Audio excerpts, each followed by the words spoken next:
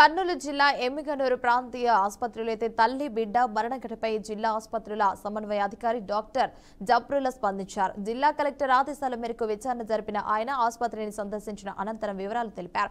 ఆసుపత్రికి వచ్చిన గర్భిణిని పరీక్షించిన డాక్టర్లు బిడ్డ చనిపోయినట్టు గుర్తించి రక్తహీనత వంటి సమస్యల కారణంగా మెరుగైన చికిత్స కోసం కర్నూలు పెద్ద ఆసుపత్రికి రిఫర్ చేశారు. అక్కడ చికిత్స పొందుతూ పేషెంట్ గుండె నొప్పితో చనిపోయారు. రికార్డుల పరిశీలనలో భాగంగా వైద్యుల వైపు నిర్లక్ష్యం లేదని తేలింది.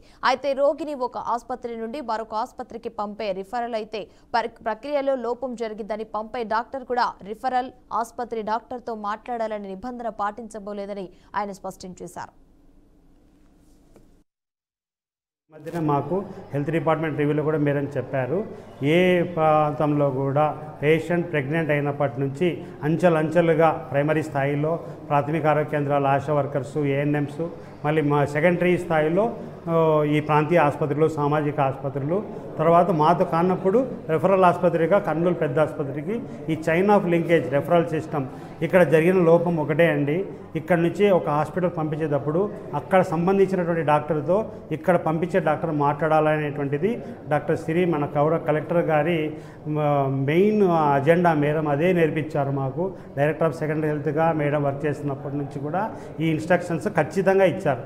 అది ఇక్కడ జరగలేదు ఈ కేసులో.